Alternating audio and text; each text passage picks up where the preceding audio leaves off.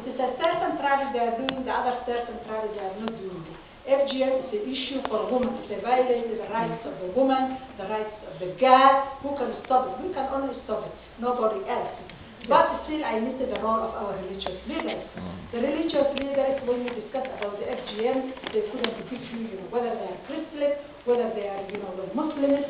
They are not, I'm not saying every religious leader, but the way I was, expecting it still, because they are still shy, they see something as a culture. Some of them even they don't want, to lose their, customers in mosque, in Christian. They are, they are a little bit, behind.